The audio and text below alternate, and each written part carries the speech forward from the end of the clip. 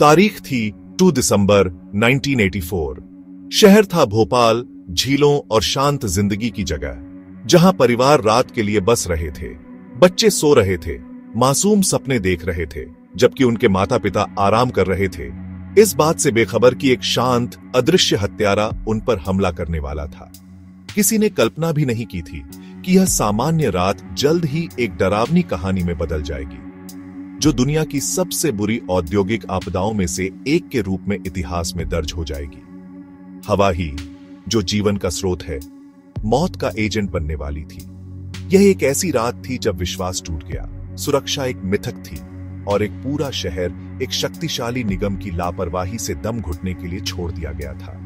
Union carbide कीटनाशक plant के अंदर कई गंभीर सुरक्षा खामियां हो रही थी। एक सामान्य रखरखाव प्रक्रिया बुरी तरह गलत हो गई। टैंक E610 में बड़ी मात्रा में पानी चला गया, जिसमें 40 टन से अधिक मिथाइल आइसोसाइनेट या MASE नामक एक अत्यधिक जहरीला रसायन था। पानी के प्रवेश से एक बेकाबू रासायनिक प्रतिक्रिया शुरू हो गई। टैंक के अंदर तापमान और दबाव खतरनाक दर से बढ़ने लगा, जिससे यह एक टिक टिक करता टाइम बम बन गया। सुरक्षा सिस्टम, जिन्हें ऐसी आपदा को रोकना चाहिए था, या तो काम नहीं कर रहे थे, उनका रखरखाव ठीक से नहीं किया गया था, या वे प्रतिक्रिया के पैमाने को संभालने के लिए अपर्याप्त थे। कंपनी ने सुरक्षा पर लागत में कटौती की थी, एक ऐसा निर्णय जिसकी कीमत जल्द ही हजारों जाने होगी। आधी रात के आसपास दबाव इतना बढ़ गया कि उसे रोका नहीं जा सका। टैंक फट गया, जिससे ठंडी रात की हवा में जहरीली गैस का एक विशाल घना बादल फैल गया। यह जहरीला धुआं हवा से भारी होने के कारण सोते हुए शहर के ऊपर चुपचाप फैलता है। यह घरों में दरवाजों और खिड़कियों की दरारों से रिस गया और अपने शिकार को उनके बिस्तर पर ही ढूंढ लिया। फैक्ट्री का चेतावनी सायरन बजा तो जरूर, लेकिन तब तक बहुत देर हो चुकी थी। कई लोगों के लिए यह नियमित अभ्यासों से एक परिचित आवाज थी और उन्होंने इसे नजरअंदाज कर दिया। दूसरों के लिए आवाज सुनकर जागने वालों के लिए यह पहले से ही उनकी बर्बादी का संकेत था। बचने का कोई मौका नहीं था। पहली अनुभूति आंखों में जलन थी। ऐसा लग रहा था जैसे उनमें मिर्च पाउडर डाल दिया गया। फिर जोरदार खांसी आई, क्योंकि गैस ने फेफड़ों पर हमला किया, उन्हें तरल पदार्थ से भर दिया। दहशत फैल गई। लोग खांसते हुए, अंधे होकर और सांस लेने के लिए हाँफते हुए जागे। वे सड़कों पर भागे, लेकिन कोई रास्ता नहीं था। जहर हर जगह था। सड़कें डरे हुए पुरुषों, महिलाओं और बच्चों से भर गईं, जो किसी विशेष दिशा में नहीं भाग रहे थे, बस उस अदृश्य बादल से आगे निकलने की कोशिश कर रहे थे, जो उन्हें दम घोट रहा था। कई वहीं गिर गए जहां वे भागे थे। उनके फेफड़े जवाब दे गए। उस रात भोपाल एक सोते हुए शहर से एक डरावने सपने में बदल गया। 3 दिसंबर की सुबह जब सूरज निकला तो उसने एक अकल्पनीय तबाही का मंजर दिखाया। भोपाल की सड़कें लाशों से पट्टी पड़ी थीं। सिर्फ इंसान ही नहीं, बल्कि गायें, कुत्ते, पक्षी और हर वो जीवित प्राणी जो गैस के रास्ते में आया था। यह जहर की घातक शक्ति का एक शांत, भयानक प्रमाण था। जो भाग्यशाली थे और शुरुआती हमले से बच गए थे, वे अब लाशों के शहर में ठोकर खा रहे थे, अपने प्रियजनों को बेसब्री से खोज रहे थे। अफरा तफरी में परिवार बिखर गए। माता पिता ने अपने बच्चे खो दिए और बच्चे कुछ ही घंटों में अनाथ हो गए। शहर के अस्पताल पूरी तरह से भर गए थे। मानव हानि का पैमाना और आज भी एक कड़वे विवाद का विषय है। तुरंत बाद जारी सरकारी आंकड़ों में कहा गया कि लगभग 3000 लोग मारे गए थे। यह संख्या जमीनी हकीकत का बहुत कम अनुमान था। कार्यकर्ताओं, डॉक्टरों और पत्रकारों ने, जिन्होंने इस भयावहता को अपनी आंखों से देखा था, इससे कहीं ज्यादा संख्या बताई। उन्होंने अनुमान लगाया कि केवल पहले कुछ दिनों में 8000 से 10,000 लोग मारे गए थे। यह विसंगति एक ऐसे सिस्टम से पैदा हुई थी जो अपनी विफलता की असली गंभीरता को पहचानने के लिए तैयार नहीं था और शायद अनिच्छुक भी था। इसके बाद हुए सामूहिक दफनाने और अंतिम संस्कार इतनी जल्दबाजी में किए गए कि कभी भी सही गिनती नहीं हुई। डॉक्टरों और मेडिकल स्टाफ को एक भयानक चुनौती का सामना करना पड़ा। उन्हें नहीं पता था कि वे किस चीज का इलाज कर रहे थे। गैस की प्रकृति और उसके एंटीडोट के बारे में जानकारी महत्वपूर्ण शुरुआती घंटों में यूनियन कार्बाइड द्वारा रोकी गई थी। मरीज अपनी आंखें सूजी हुई, फेफड़े तरल पदार्थ से भरे हुए और शरीर ऐंठन से पीड़ित होकर आते थे। चिकित्सा बिरादरी ने एक अज्ञात दुश्मन के खिलाफ एक वीर लेकिन हारने वाली लड़ाई लड़ी। उन्होंने जो कुछ भी कर सकते थे उसका इस्तेमाल किया। आंखों की बूंद और ऑक्सीजन से यह सूचक राहत प्रदान की, लेकिन वे अंधेरे में काम कर रहे थे। कंपनी द्वारा महत्वपूर्ण चिकित्सा जानकारी को जानबूझकर रोकना सिर्फ लापरवाही नहीं थी, यह मानव जीवन का एक गहरा विश्वासघात था। यूनियन कार्बाइड के मुखिया सीईओ इस बात में जवाब की हिदायत को झेलना पड़ा। आपदा के कुछ दिनों बाद जब वो घर आए तो उन्हें गिरफ्तार कर लिया गया। हालांकि उनकी हिरासत चौंकाने रूप से संक्षिप्त थी। कथित तौर पर संयुक्त राज्य अमेरिका सरकार के दबाव में उन्हें जमानत पर रिहा कर दिया गया और एक राज्य सरकार के बयान से तुरंत देश से बाहर भेज दिया गया और वे कभी वापस नहीं लौटे और भारत में मुकदमे का सामना नहीं किया। 2014 में अपनी मृत्यु तक संयुक्त राज्य अमेरिका स्वतंत्र व्यक्ति भारतीय कानून से बदले नरसिंह को भागने अंतिम अपमान था।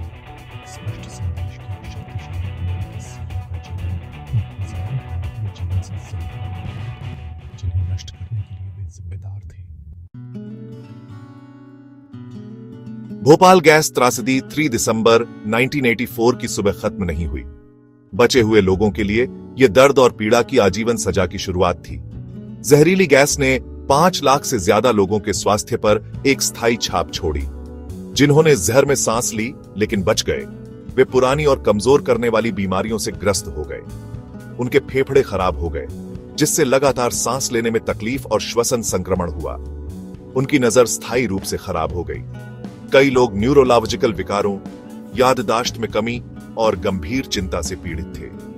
जहर उनके शरीर में गहराई तक समा गया था, जिससे स्वास्थ्य समस्याओं की एक श्रृंखला शुरू हो गई थी जो उन्हें जीवन भर परेशान करती रहेगी। आपदा का असर पीढ़ियों तक गूंजता रहा। गैस रिसाव के दौरान गर्भवती महिलाओं को भयानक परिणाम भुगतने पड़े।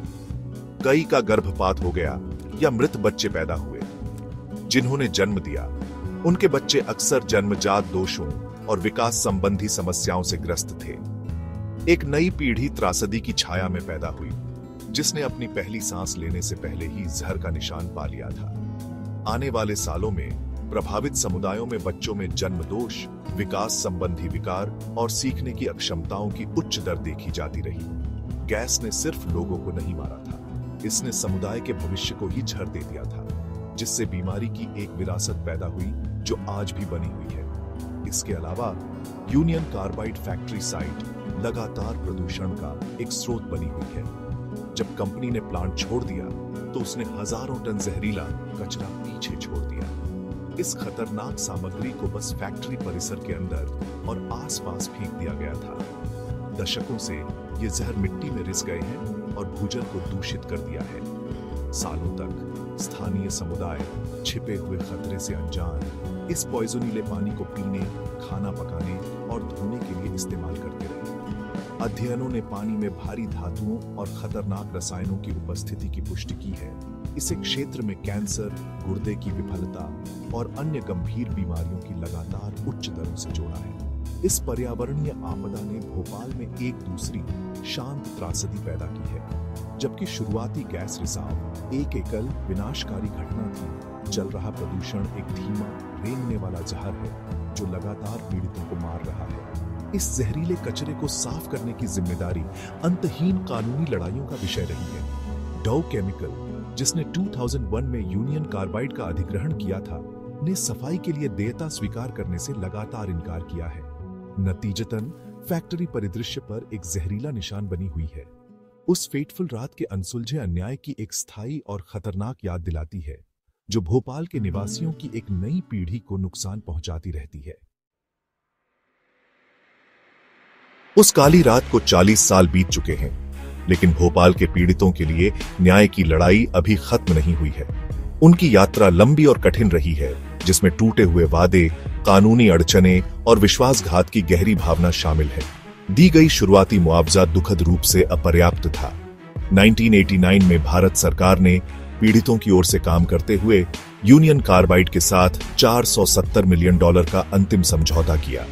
यह राशि जब लाखों पीड़ितों के बीच बांटी गई तो ज्यादातर को बहुत कम मिली।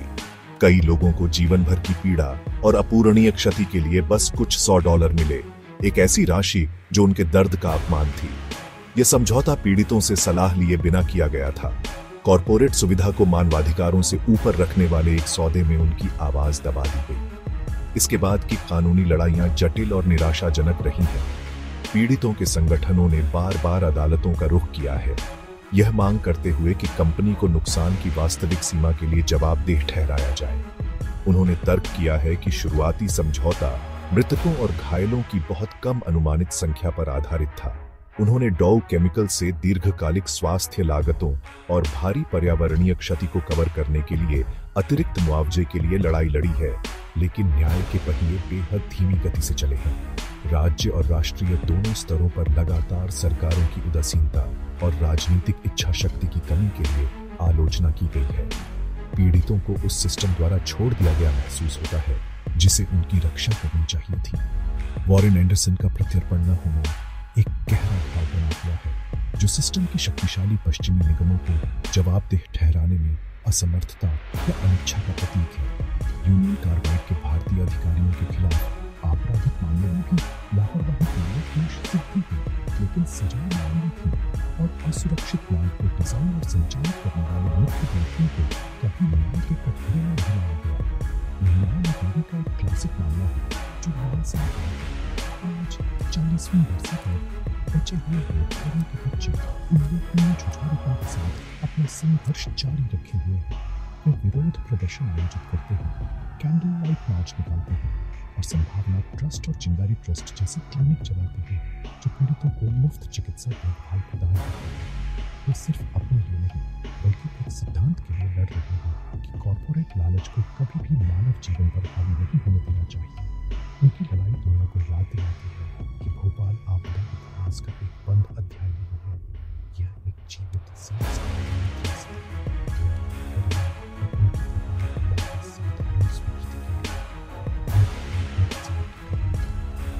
बना हुआ है, क्या उन्हें कभी सच्चा न्याय मिलेगा?